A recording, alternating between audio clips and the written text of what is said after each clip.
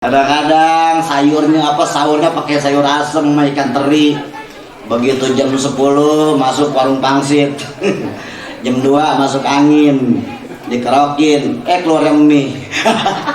Kalau ditanya sama bininya, "Bang, semalam kita sahur perasaan pakai ikan teri sama sayur asem." Nah ini kan jadi mie, itu namanya bulan barokah. Kata gitu. Sayur asem bisa jadi mie begitu.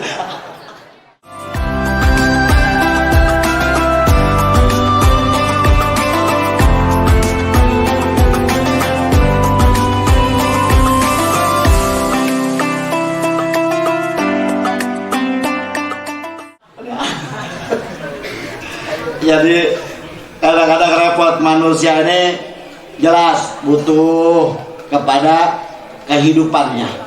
Manusia beragama tidak boleh menghilangkan fitrah kemanusiaannya.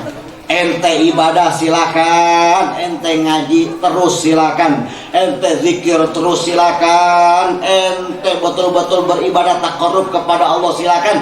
Tapi ingat, jangan lupa fitrah kita sebagai manusia.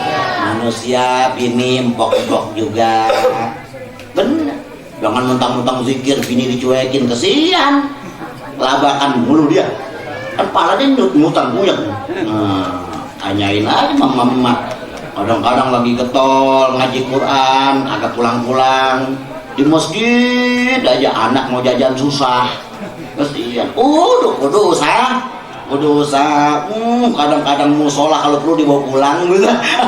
Dikekepin, berdua tidur di musola, makan di musola. Pengen bener Pak saya, iya bagus, tapi jangan lupa sama fitrah bahwa kita manusia kudu bergaul, kudu usaha, kudu bergaul, kudu bermasyarakat. Kita pun harus mencari uang, mencari nafkah untuk anak dan istri kita. Kalau keseringan mainnya di masjid mulu, 2 selempang khilaf, duit amal lu pakai. Makanya banyak yang begitu. 40 hari keliling ngabak masjid bobo kan begitu ya? Adakah tuh aliran begitu ya? Kalau pagi dibawa, segala dibawa, udah ngotorin masjid, masak di situ kata dia mah itu kan lagi hijrah. Kata dia lagi hijrah, itu mah namanya lupa sama fitrah manusia. Pas gua tanya bener hijrah apa kagak, ternyata kagak. Dia mah lagi diuber-uber yang punya kontrakan belum bayar 3 bulan, setan. Jadi kalau Al-Quran sudah betul-betul seperti itu, maka Allah Subhanahu wa Ta'ala menciptakan manusia dan menurunkan Al-Quran untuk menjadi buku panduan buat kehidupan umat manusia. Oleh karena itu, laksana mobilnya Alphard, kalau yang mengeluarkan pabrik Alphard, insya Allah begitu kerusakan tidak akan terjadi kesembronoan atau kesalahan di dalam mereparasinya. Pasti benar, pasti hidup itu mobil. Tapi kalau mobilnya Alphard, tapi dia pakai buku panduan Avanza yang ada remek, bukan malah benar, bukan malah kencang, betul-betul. Maka kita umat Islam, apapun alasannya, kudu megang Al-Quran. Dan ketika kita megang Al-Quran, maka jelas kita kudu paham Al-Quran adalah kitab suci. Maka kitab suci manapun tidak boleh bertabrakan dengan fitrah manusia. Ketika fitrah manusia, silakan kalau kita mau benar, tapi jangan sok kebangetan benar. Jangan mau ngambil alih status malaikat, nggak boleh. Kadang-kadang orang kita ini kadang-kadang kebangetan giroh sama zikir, apa tidur tas bewe diputerin terus tasbih, bini cuek, semuanya dicuekin, anak nangis masa bodoh, sampai gurung-gurung itu anak mau jajan dia cuek, emang kagak gablek berduit. Makanya kalau kita jangan, tetap fitrah manusia kita pelihara, jangan sampai kita lupakan. Itu maksud diturunkannya daripada Al-Qur'an dan maksud tujuan daripada agama. Makanya ma'anzalna 'alaikal qur'ana litashqa. Allah turunkan Al-Quran bukan untuk menjadi celaka. Allah turunkan kita suruh masuk ke dalam Islam secara kafah, bukan untuk menjadi susah. Haruskah kita menjadi benar? Illa tazkiratan liman yakhsha. Al-Quran itu menjadi pengingat, menjadi warning, menjadi peringatan bagi kita yang punya rasa takut kepada Allah. Hati-hati. Makanya benar-benarlah kita berjuang untuk anak bini kita, untuk keluarga kita. Di samping kita banyakin taqarrub dan zikir kepada Allah. Insya Allah kalau memang itu sudah bagus, apapun akan mampu terjawab oleh Al-Quran. Masalah apapun akan mampu terjawab oleh Al-Quran. Tidak ada Al-Quran membawa celaka. Tidak ada yang tidak mampu dijawab oleh Al-Quran. Buktinya begitu banyak umat Islam yang mampu memahami Al-Quran, ia selalu mendapatkan hidayah dari segala permasalahannya. Kenapa? Karena dia bukan sekadar membunyikan Al-Quran, tapi dia sudah mampu membaca Al-Quran. Nah, model kayak kita nih baru bunyiin Quran. Tahu bunyi? Kalau membunyikan itu berarti memindah dari tulisan ke suara. Itu artinya Nah, kalau membaca, dia di samping membunyikan, di samping dia pindah ke suaranya, juga dia paham maksud tujuannya. Makanya kalaupun cuma membunyikan, kagak paham-paham Pak Ustadz, saya mau udah bebel, iya dapat pahala, tapi belum tentu dapat hidayah. Kalau kita mau mutakin, kita mau takwa, maka kita harus memahami Al-Quran, harus mampu selalu membunyikan Al-Quran. Insya Allah yang kita dapat adalah hidayah, bukan sekedar pahala. Orang kita kan, mau biarin nyari pahala. Seharusnya kita ke masjid bukan cuma nyari pahala, tapi nyari hidayah. Kita ke sawah nyari hidayah, kita bergaul nyari hidayah, kita ngaji nyari hidayah, kita beramal nyari hidayah, bukan hanya sekedar mencari pahala. Karena kalau mau nyari pahala serentak bisa gugur hancur, sebab kita beramal tapi kita riya. Baru kita beramal bagus, dipuji orang, ngangkat alis sama nepok dada gampang banget. Wah, begitu kan? Selesai. Habis. Makanya rugi kalau kita semua orientasinya hanya nyari pahala. Karena pahala rawan, dia laksana gelas kristal yang mudah pecah, yang mudah hancur. Sekalipun kita tahu pahala begini gede, tapi hati-hati, nggak mampu, nggak aja benar-benar bawanya, hati-hatinya kurang, sembrono bawanya, bahkan pamer, bahkan ngabul, habis itu pahala. Tapi kalau hidayah, mau kata dia nyungsep di sepiteng, mau kata dia nyungsep di bar, mau kata dia nyungsep di pasar, mau kata dia jauh daripada masjid, mau kata bukan anak ulama, mau kata dia anak garong, anak rampok, kalau kata udah hidayah, urusannya Allah. Maka bisa jadi anak garong bisa menjadi ulama. Makanya hidayah, kita kalau mau ngapa-ngapain cari hidayah syaratnya kudu mampu membunyikan Al-Quran dan kudu memahaminya pelan-pelan. Sekarang kita ngaji tafsir Yasin, tujuannya adalah untuk memahami Al-Quran, gugur kewajiban. Walaupun mungkin kita nggak tahu umur, ya kan? Kita nggak tahu umur, kadang-kadang udah ngaji dapat 3 ayat patah ada yang mati. Nah itu udah bagus. Berarti dia mati sudah dalam keadaan memahami Al-Quran. Insya Allah husnul khotim. Daripada nggak ada sama sekali kerentak untuk ngaji tafsir. Ayo kita perlu paham, berarti hidayah adalah tujuan kita umat Islam ketika kita beramal apapun, apalagi ngaji. Jadi amal kita ini kudu kita tebar hidayah. Bagaimana menanggok hidayah? Yaitu belajar ngaji. Jangan timbang kita duduk lah enak ngabisin kopi, enak ini itu segala macam orang pada buka ngalor ngidul. Nggak jelas juntrungannya, 2 jam ngaji. Insya Allah laksana bayi pertama lahir, kita tepok-tepok itu bayi, dia ngoceh sendirian, kita nggak paham. Ya Bu, pertama bayi ibu lahir, ibu paham nggak bahasanya? Kagak.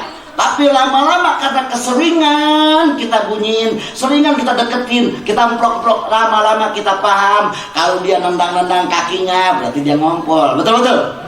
Kalau dia ngusul baik kemana-mana, tengkurap, itu berarti dia minta ade lagi. Jadi Yang namanya bahasa bayi aja kita bisa paham, begitupun Al-Qur'an. Terus kita kaji, lama-lama kita paham. Terus datang ngaji, nggak paham gua bahasanya, kitabnya kitab kuning, gampang. Kalau lu punya kitab putih, besok lu kunyitin jadi kuning. Karena kitab kuning istilah saja. Kitab kuning istilah. Dulu jarang orang punya kertas yang bagus. Dulu kitab kuning kitabnya tipis, dan orang dulu ekonominya masih rendah. Akhirnya dicetak dengan kitab kertas seadanya. Itu orang pesantren, yang penting intinya ngaji. Nah orang dulu karena kitabnya rada-rada kusam, rada-rada getas, makanya dia setiap ngaji dihafalin. Akhirnya ulama dulu nggak punya kitab, tapi kitabnya di hatinya semua, hafal semua kitabnya. Nah kalau orang kita sekarang kertasnya tebel-tebel, bagus-bagus, pulpennya bagus-bagus, tapi pulang ngaji boro-boro baca, kadang-kadang timbang ditaruh doang. Boro-boro dia ulangin lagi apanya, gua sampai mbak-mbakan ngomong, lu emang kenapa bisa, lu taruh aja betakin. Besok ngaji lagi 2 minggu baru manggut-manggut lagi gitu ya. Jadi kita nih harus betul-betul sekarang orientasinya adalah hidayah. Hidayah harus ditanggok dengan kepahaman. Hidayah harus kita tebar dengan kepahaman. Di samping rajin membunyikan, artinya kita rajin megang Al-Quran. Itu yang kedua. Yang ketiga, kitab bisa dikatakan kitab suci, isinya kagak boleh saling bertentangan. Isinya kudu stabil, tidak boleh bertentangan, harus selaras dengan kehidupan umat manusia sepanjang zaman. Harus terus sama. Jadi jelas, kalau Tuhan di kitab yang satu dibilang Allahu Ahad, Allahu Ahad, berarti di selanjutnya pun tetap Allahu Ahad. Nggak ada di lembaran pertama Tuhan Maha Esa. Di lembar ke-10 Tuhan itu ada 3, ada Tuhan anak, ada Tuhan emak, ada Tuhan ponakan, kan gitu ya. Ini kampret, kan gitu ya. Bukan lagi dikatakan kitab suci.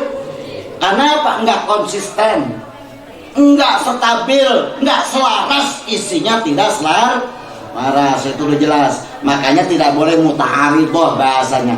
Nah dari kriteria ini, 3 ini, maka Al-Quran kalau memang sudah memenuhi 3 itu, patutlah dikatakan kitab itu patut dikatakan kitab suci. Kalau sudah menyimpang daripada 3 tadi, maka istilah kitab suci boleh lalu sekedar setan aku, tapi pada kenyataannya bukanlah kitab suci.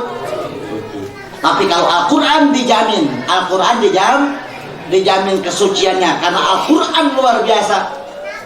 Inna nahnu nazzalna dzikra wa inna lahu lahafidz. Allah yang turunkan Al-Quran, Allah juga yang jaganya. Makanya alhamdulillah, anak umur 4 tahun sekarang banyak kan yang sudah hafal Al-Quran? Banyak kan? Anak umur 4 tahun bisa baca Al-Quran, anak umur 5 tahun bisa baca Al-Quran, bahkan hafal Al-Quran. Anak kecil. Karena apa? Karena yang tua pada bego, kan gitu ya? Ada mau ngapalin? Anak kecilnya hafal-hafal. Yang ajibnya lagi, tidak pernah ada alim ulama Kristen hafal Injil, nggak ada. Betul. Nggak ada santri Buddha hafal kitab Buddhanya, Weda, nggak ada. Nah, hebat Al-Quran sampai harokatnya dihafal full, 1 buku tebal hafal, dan tidak pernah ada sejarah orang hafal buku selain Al-Quran full sampai A-nya kagak hilang, titik komanya nggak hilang, nggak ada. Tapi kalau Al-Quran, hatta titiknya, hatta komanya, hatta saktahnya, hatta semua wasol-wasolnya tidak pernah dilupakan. Inilah kebesaran daripada Al-Quran. Tidak pernah ada diteliti, banyak diteliti. Saya pernah bergaul dengan pendeta-pendeta, mereka tidak hafal. Saya pernah bergaul dengan biksu, sampai dulu saya diisukan, katanya alirannya beda. Di Pasir Putih Blok, kalau saya bilang orang apa? Dia mau agama B apa aja diterima. Padahal mah kita menjalin hubung antar sesama manusia. Nggak apa namanya kita bergaul, dia mujakarah, bahasa kita muzakarah, bahas tentang agamanya. Pak, di agama saya begini-begini, bagaimana dengan agama bapak? Ya mau dibilang aliran sesat. Nggak apa-apa, saya pernah dekat dengan pendeta, dengan biksu, dengan apa, itu mereka satu pun nggak ada yang hafal kitabnya. Padahal palanya udah besar, botak pakai selendang. Oh, kalah pala gue mah. Pala dia udah kayak batu, kungkunya jago. Iya, pertama ketemu gue gara-gara bela diri. Nah, gue pakai gombel doang, kalah dia. Nah, itu luar biasa, luar biasa. Makanya kita bersyukur, pasir putih dahsyat, gombelnya luar biasa, orang-orangnya kompak, potensial. Makanya anak-anak kecil begini kalau ngaji tuntun bawa, brak. Diam-diam dia ngaji, insya Allah lama kelamaan dijur terus, dijur mau paham mau kagak terus deh, nanti insya Allah lama-lama akan lahir generasi-generasi alim yang tangguh, yang tahan bantingan. Ini maksud tujuan daripada Al-Qur'an, hudal linnas wa bayyinatin minal huda wal furqan. Makanya jelas yang namanya Al-Qur'an selalu membentuk manusia menjadi tangguh. Nggak ada Al-Quran ngajarin kita cengeng. Coba baca, fa idza qudiyatis shalah fantashiru fil ardh wabtaghu min fadlillah. Suruh berusaha, jangan tiba ngayal. Suruh usaha, jangan tiba minta. Suruh jalan, suruh mencari, suruh bertani, suruh beternak, suruh semua berkarya. Ini Al-Quran. Berarti apa? Kalau orang betul-betul memahami Al-Quran, dia tidak akan menjadi generasi-generasi yang cengeng, yang hanya meminta, yang hanya mengemis, yang hanya berharap, berhayal, lalu kemudian hidupnya terbuang begitu saja percuma. Nauzubillah. Maka itu sekali lagi bukanlah umat daripada Sayyiduna wa Habibuna Muhammad sallallahu alaihi wasallam. Makanya kita orang Islam, alhamdulillah, walaupun kita baru bisa membunyikan, orientasi kita baru pahala. Yang paling penting ada 2 minggu sekali kita datang ngaji, niatkan yang baik. Makanya tadi saya bacakan, nawaitu ta'alluma wa ta'lima, tadzakkura wa tadhkira wa naf'a wal intifa wal ifadata wal is. Ini saya dapat dari Habib Salim Asy-Syatiri Yaman. Beliau mengatakan kalau ngaji baca ini, insya Allah nanti orang dengan sendirinya yang tadinya lagi gelap, dia bakal menemukan titik terang. Yang tadinya lagi bingung, lagi resah, dia datang ke pengajian dengan niat yang baik, insya Allah bakal dapat hidayah. Hatta yang lagi sakit, kalau datang ngaji, insya Allah dengan niat tadi, mudah-mudahan penyakitnya disembuhkan oleh Allah Subhanahu Wa Taala.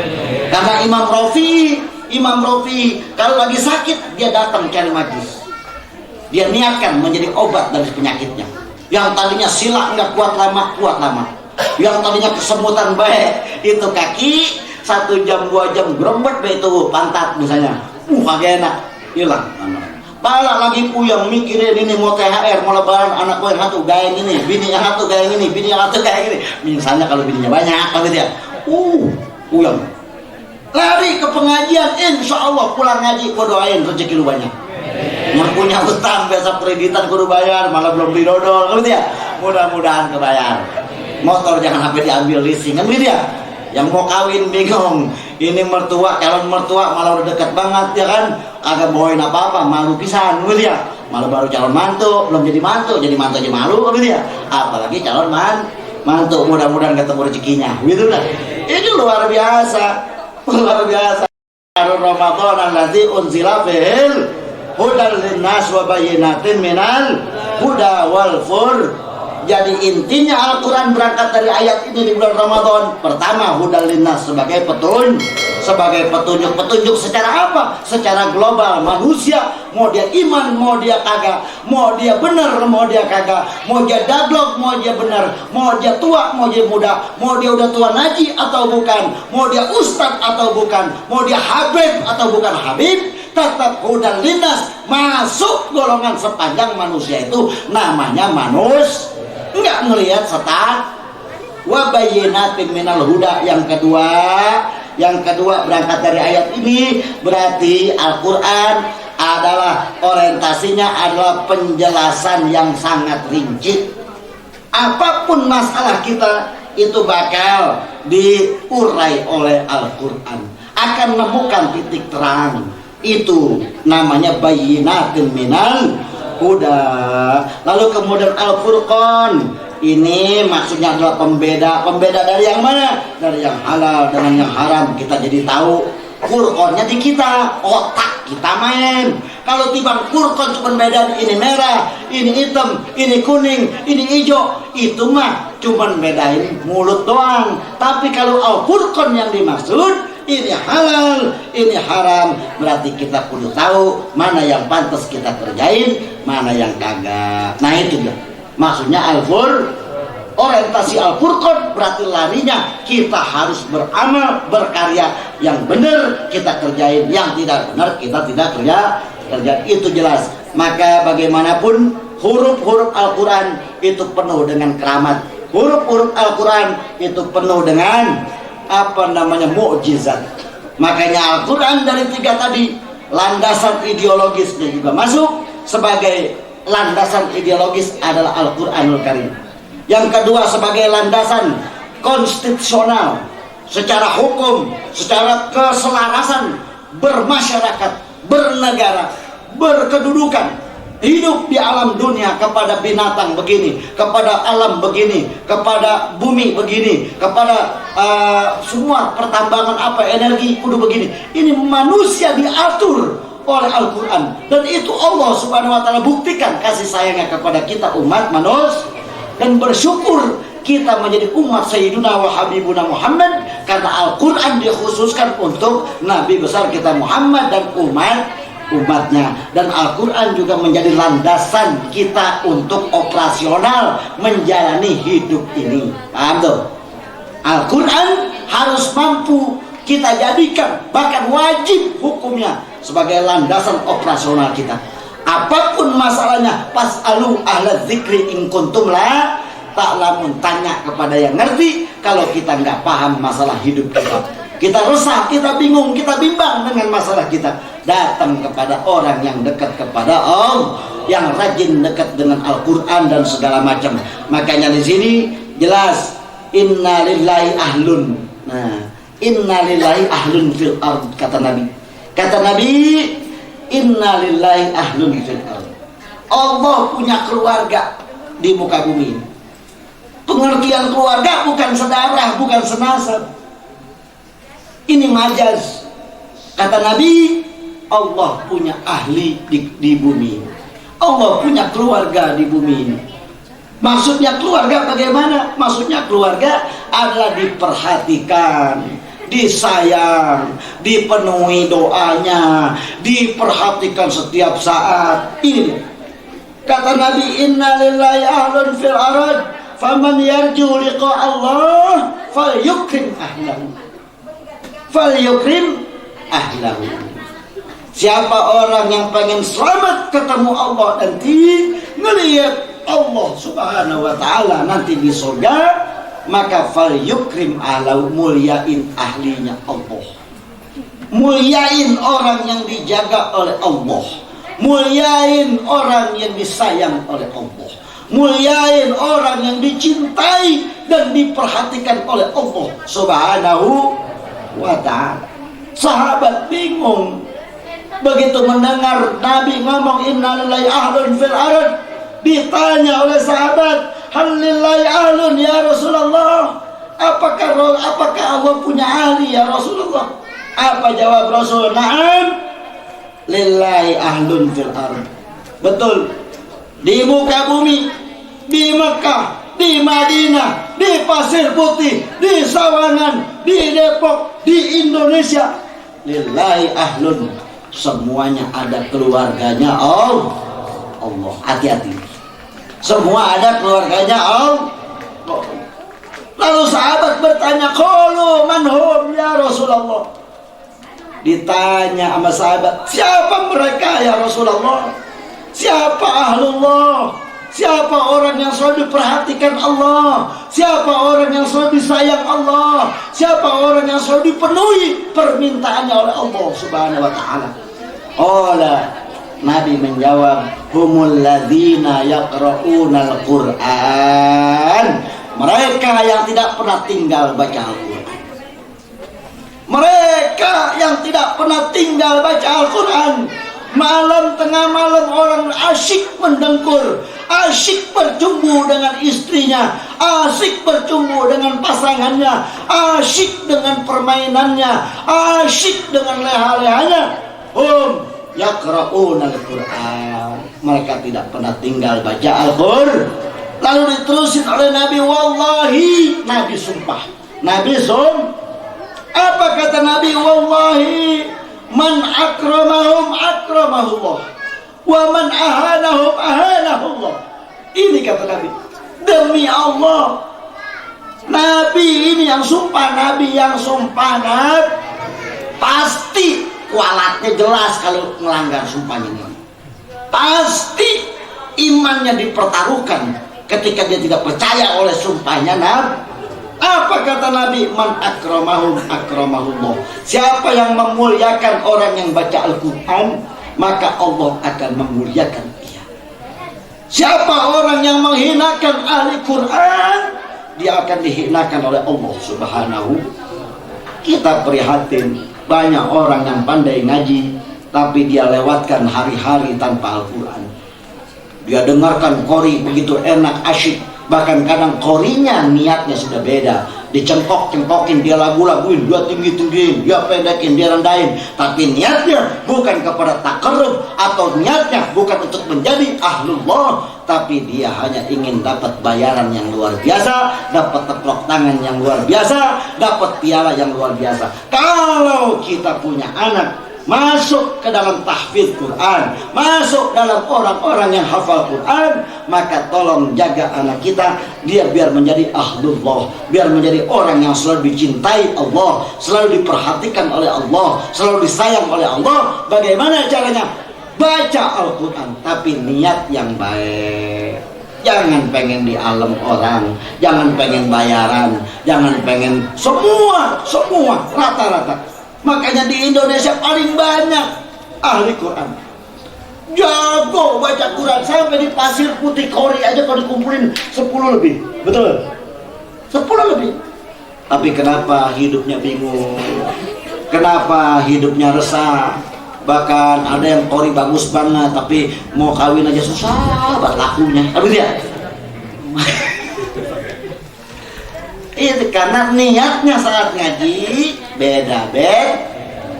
Makanya lulusan niat kita jangan sampai menyimpang, niat kita jangan sampai rusak, niat kita jangan sampai melenceng daripada apa yang dikehendaki oleh Allah Subhanahu wa ta'ala. Nanti kita juga di sorga bakal mendengarkan kumandang Al-Quran. Jadi nanti ada seremonial setiap hari Jumat begini nih. Untuk apa? Untuk melihat Allah. Dan ketika seorang melihat Allah, maka nikmat surga yang segitu indahnya kalah dengan kita melihat Allah. Itu semua kayak gini. Ada protokolnya MC-nya malaikat Jibril. Benar. Terus nanti korinya itu Nabi Daud. Korinya Nabi Daud. Nabi Daud kalau udah teriak Allahu Akbar, dari sini ke Jawa Timur kedengaran kumandang sayupnya. Nabi Daud punya mujizat adalah suara. Jika beliau takbir luar biasa. Nanti yang dibaca oleh Nabi Daud di dalam kitab Muntahayisul itu jelas. Nanti yang dibaca adalah Al-Qur'an. Ketika Nabi Daud baca, itu semua yang ada di surga lumer. Batunya lumer, itunya lumer, pohon-pohonnya lumer. Kenapa? Karena saking merdunya. Maka Nabi Daud nyender di puunan. Nabi Daud dehem doang tuh Nabi Daud begitu, itu burung jatuh, plok. Burung jatuh. Untung bagus emak-emak di sini kagak punya ilmu Nabi Daud. Coba emak-emak kalau punya ilmu Nabi Daud, uluk-uluk Nabi Daud dulu ya dia. Ada namanya ilmu uluk-uluk Nabi Daud. Lakinya kawin lagi didehemin, copot burungnya. Bersalah. Ilmu Nabi Daud, burung lagi terbang, jomplang burung ceplok jatuh, cecek dipandang, copot ceplok. Bu, mau nggak biar laki nggak kawin lagi saya kasih, biar laki kagak macam-macam, pokoknya copot deh burung. Makanya orang dulu gitu kalau baca doa nih, guru-guru kita nih, Pak Haji nih, orang-orang tua kita nih, biasanya kalau doa Allahumma ahsin sauti kama ahsanta ala nabika Daud alaihissalam. Ya Allah, bagusin suara saya. Semua orang dengar suara saya bahagia, saya pun bahagia. Orang datang ke majlis, saya datang ke majlis, saya bahagia, orang pun bahagia. Tidak ada kekisruhan, tidak ada keresahan setelahnya kami berpisah. Tidak ada lagi resah dan gelisah, tidak ada lagi rasa susah di dalam saat kami sesudah melakukan pertemuan. Itu adalah uluk-uluk Nabi Daud. Kalau kita baca copot burung, hati-hati ya. Lumer semua lumer. Makanya Al-Hakim lalu diterusin oleh wal Qur'anil Hakim. Al-Hakim di situ yang dimaksud adalah muhkam. Artinya apa? Susunan dan maknanya sudah ditetapkan oleh Allah. Ini satu mana Al-Hakim.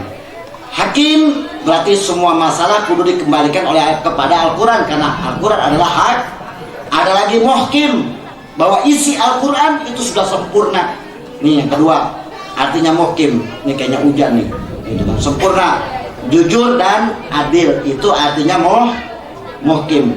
Hakim, muhkim. Muhkim artinya sempurna, jujur dan adil. Yang kedua bisa juga dimaknai muhkam. Apa itu muhkam? Tidak kontradiksi, tidak bertentangan, tidak berbenturan. Ini artinya muhkam. Berarti selaras, stabil, konsisten, hukumnya tidak berubah-berubah. Itu adalah muhkam. Maksudnya dikandungin di dalam lafaz hakim. Dan ada juga makna hakim yang mengatakan hikmah. Hikmah berarti kandungannya penuh dengan hikmah. Ini luar biasa. Dan setiap huruf yang diawali dengan huruf munqata'ah, Yasin, Nun, Shad, Alif Lam Mim, Hamim, ngerti ya? Hamim, Ain, Sin, Qaf, itu kan huruf terpisah semua tuh. Nah itu biasanya pasti ayat selanjutnya membahas tentang Al-Quran. Banyak. Hamim wal kitabil mubin, inna anzalnahu fi lailatin mubarakatin inna kunna mundzirin, surah Dukhan, dan seterusnya. Itu luar biasa. Makanya mudah-mudahan kita pahami Al-Quran sudah, makna hakim sudah, dari kata Yasin sudah, maka innaka laminal mursalin. Sesungguhnya engkau ya Muhammad ya Habibi adalah bagian daripada utusanku. Itu yang dimaksud adalah Rasulullah Nabi Muhammad. Di dalam kitab Muntahayisul dikatakan oleh Allah, laulaka ya Muhammad ma khalaqtul aflaq. Kalau bukan karena engkau ya Muhammad, kalau bukan karena engkau ya Habibi, tidak akan aku ciptakan ini alam. Hatta sorga, hatta neraka, hatta bumi, hatta langit, hatta laut, hatta gunung, tidak akan aku ciptakan. Tapi karena engkau ya Muhammad aku ciptakan itu. Nabi Muhammad SAW begitu mendengar seperti itu, Nabi Muhammad tertunduk merenung. Ya Rabb, semua kau ciptakan untuk aku, lalu bagaimana dengan aku? Kau ciptakan untuk siapa aku ini ya Rabb? Dijawab oleh Allah, engkau ya Muhammad aku ciptakan adalah antali ya Habibi. Engkau aku ciptakan ya Muhammad adalah untuk menjadi kekasihku. Untuk menjadi kekasihku, kata Allah. Ini panjang runtutan ceritanya. Lalu kemudian Nabi Muhammad merenung lagi.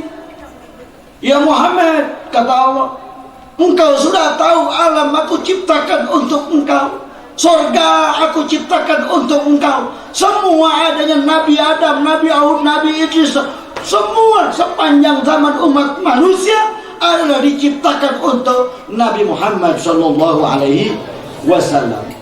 Lalu engkau pun sudah tahu bahwa engkau aku ciptakan untuk menjadi kekasihku. Sekarang aku mau tanya kepada engkau ya Muhammad ya Habibi, aku ini untuk siapa ya Muhammad? Aku Allah untuk siapa ya Muhammad? Pasal kata Sayyiduna wa Habibuna Muhammad SAW.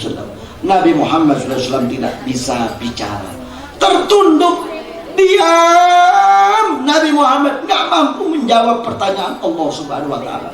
Kalau alam kuciptakan untuk engkau ya Muhammad, dan engkau aku ciptakan untuk menjadi kekasihku, lalu aku untuk siapa ya Muhammad? Nabi Muhammad nggak bisa jawab. Nabi Muhammad malu kepada Allah Subhanahu wa Ta'ala. Nabi Muhammad tertunduk diam. Lalu Allah yang jawab, ya Muhammad, ana liman yusolli alaika ya Muhammad. Allahumma sholli ala sayyidina Muhammad. Ya Muhammad, engkau kuciptakan untuk menjadi kekasihku, sedangkan aku Allah diperuntukkan untuk orang-orang yang selalu rajin sholawat kepadamu ya Muhammad, yang selalu basah dia punya mulut bersolawat kepada Sayyiduna wa Habibuna Muhammad. Idza arafta qadraka indallah, kalau kau pengen tahu hai manusia, kata Nabi Muhammad, bagaimana nanti kedudukanmu di hadapan Allah? Apakah engkau mendapatkan kenikmatan? Apakah engkau masuk ke dalam surganya Allah? Apakah engkau masuk dalam golongan orang-orang yang selalu disayang dan dicintai oleh Allah? Fanzur qadra nabiyika Muhammad sallallahu alaihi wasallam, maka raba diri kita, di mana Rasulullah di dalam diri kita.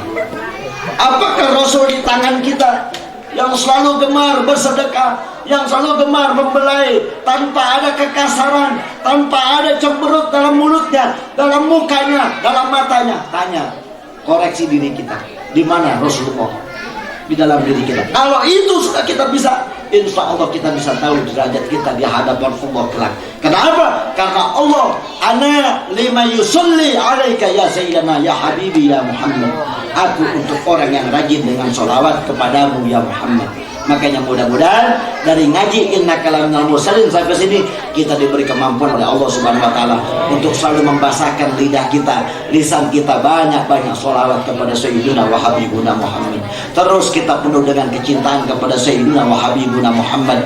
Terus kita hiasi dengan sholawat-sholawat kita, di mana majlis, di mana tempat, di mana rumah, kumandangkan terus maulid Nabi, kumandangkan terus burda, kumandangkan terus di rumah kita, tidur kita, mau ngaji kita, duduk santai kita dengan sallallahu alaihi Muhammad atau Allahumma sholli ala sayyidina Muhammad wa ala ali sayyidina Muhammad. Insyaallah keberkahan bakal masuk dalam diri kita. Besok dikit lagi lebaran, mudah-mudahan kita dikasih sehat oleh Allah Subhanahu wa taala, mudah-mudahan kita dikasih kebahagiaan oleh Allah Subhanahu wa taala. Dan buat kita yang belum bisa menyenangkan orang tua kita, mudah-mudahan Allah berikan beberapa hari ke depan ini kita bisa diberikan rezeki oleh Allah. Kita senangkan orang tua kita yang masih hidup, kita senangkan orang tua kita sepenuhnya, sepenuh jiwa kita senangkan orang tua kita. Kalaupun yang sudah meninggal dunia, kita angkat tangan kita, waktu masih ada berapa hari, angkat tangan kita sepanjang malam untuk orang tua kita yang di alam kubur. Kita membahagiakan orang tua kita. Dulu mungkin di waktu hidupnya kita belum sempat membahagiakan orang tua kita, kita selalu menyakiti orang tua kita, kita selalu penuh dengan kekurangan terhadap orang tua kita. Mumpung sekarang masih bulan Ramadan, doa kita dikabulkan oleh Allah Subhanahu wa taala. Iringi dengan sholawat, lalu kemudian kita mohon kepada Allah biar orang tua kita yang di alam kubur diluaskan kuburannya, dibahagiakan hatinya, dan mudah-mudahan orang tua kita di alam kubur selalu dikabari oleh Allah Subhanahu wa taala bahwa kita tidak pernah melupakannya sebagai orang tua. Kita anak cucunya selalu rajin memanjatkan doa untuk mereka semua, dan mudah-mudahan semuanya qabul hajat kita, sehat afiat, bebas daripada corona, dan semuanya dijaga dilindungi lahir dan batin kita. Begitupun anak cucu kita, mudah-mudahan jadi anak-anak yang soleh dan soleha. Al-Fatihah.